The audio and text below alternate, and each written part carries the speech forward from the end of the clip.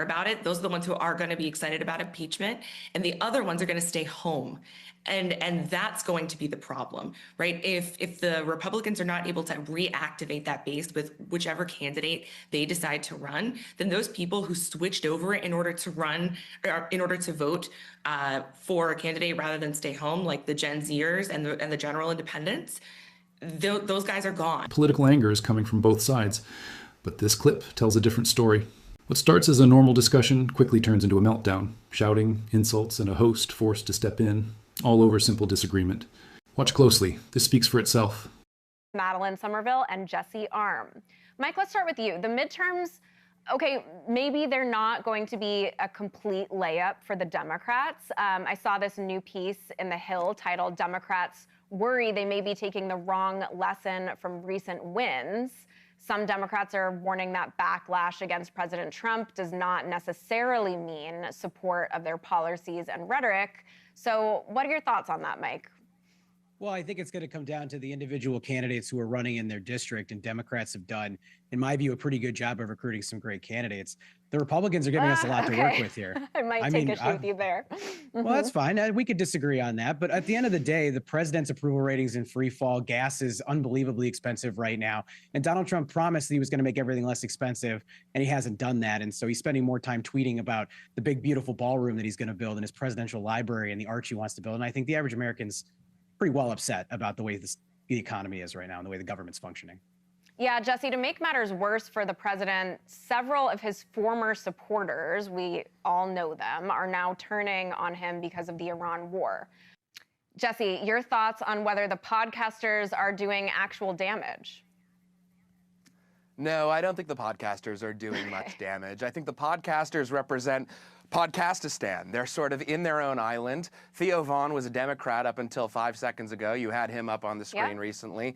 Joe Rogan isn't really emblematic of the MAGA base. And I take issue with one thing you said earlier, Lauren. You said there's no comedian going to be present at the White House Correspondents' Dinner. But we've got Donald Trump, the funniest man in America. Yes, even when I don't want to laugh, I do often laugh at the things he says. Yes. Well, I think the Iran question is obviously still up in the air. It's a very kinetic situation. Things are still moving, things are still fluid, and if Donald Trump is known to do anything, it's that he's willing to kind of flip the table and see where things land. So there are going to be a lot of big, bold actions that happen between now and the midterms in November. I disagree with the point from prior that Democrats are recruiting the top candidates that they can to run in November. Abdul El Sayed, as one example in Michigan, running around the state campaigning with a guy who said America deserved 9/11, and Hassan Piker is one such example. And I think that time will tell. Things are going to change. Polls are not predictive. They are snapshots in time. Yeah, good point, Madeline. Sticking with the Democrats, if they're able to take over the House this November, and they're probably very likely to, many are hoping they'll prioritize affordability. But Axios is reporting a group of House Democrats is now pushing for day one impeachment votes if they do take the House. So, Madeline, I mean, how does that sit with voters? Are they sick of this Trump impeachment effort that seems to be ongoing? So I think the more relevant question actually is, how does this sit with the independent voters that the president has just recently lost? And I guess it's not even recent. It's the charts are tracking it since right after the Doge cuts, and then right after the October split last year. I think that the focus needs to be on those voters in particular, because what's going to happen is for the midterms, right, those folks are going to be those high propensity voters and turn out because they care about it. Those are the ones who are going to be excited about impeachment, and the other ones are going to stay home.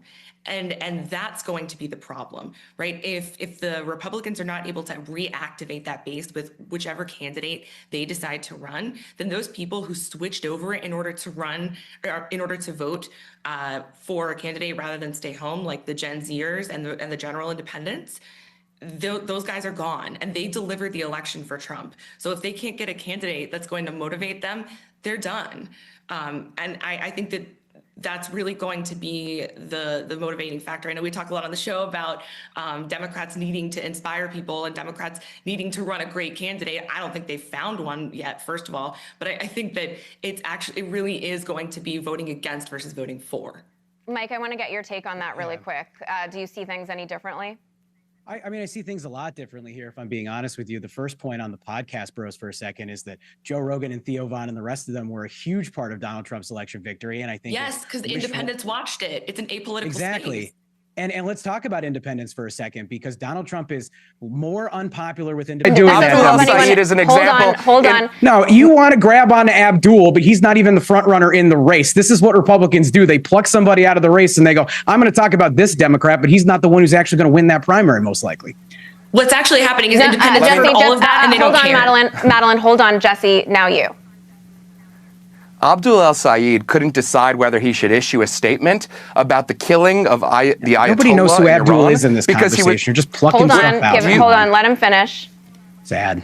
Abdul el-Sayed, I think a lot of people know who the Ayatollah was, okay? Because the American people know who the Ayatollah is. Nobody knows what you're take out the talking world's about, is leading what I'm state saying. sponsor of terrorism.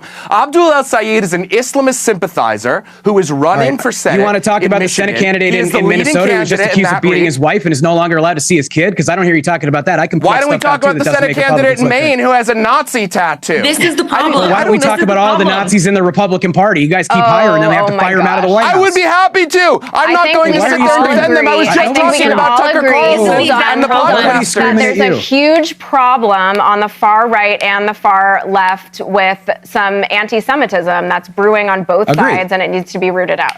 Okay, I want to move No, you don't agree. You're not willing to call it out on your own side. I agree. I call it out on my own side all the but time. You're a dishonest partisan hack. Finish, please? Okay, who are you willing to call out on your own side? Who's an anti-Semite on the left? Who's an anti-Semite on the left? Why are you screaming right now? I'm asking you a question. Please answer it. What's the question again? I'm screaming at you. I'm screaming at you. Name one anti-Semite on the left if you're willing to call it out in your own party. I mean, there's plenty of people online. I mean, when the independents stay home in the general, party. you're going to regret this conversation. Excuse me. This is Are you willing to ridiculous. call it out on your own side or not? Are you willing? Are you willing to admit that this president is a complete failure and this is the best you have? Like, it's excellent points of disagreement that are very important and interesting to our viewers. Let's make things a little bit lighter. Let's go around the horn and give our predictions for the White House Correspondents' Dinner. Rumors are some reporters are going to protest outside of this. President Trump's breaking his boycott and he will attend. Can I just get each of you on some predictions of how you think this is going to play out? Mike, Jesse, Madeline, in that order. Yeah, I think Donald Trump will make a joke that will make me laugh harder than I want to admit. That's what I think will happen. I think he'll come up with one good one that'll be pretty darn good. All right. Jesse. I think Mike is going to hate it. No. Okay, Madeline. I'm not even going to watch it, to be honest with you. Madeline, bring it around now. Bring it home for us.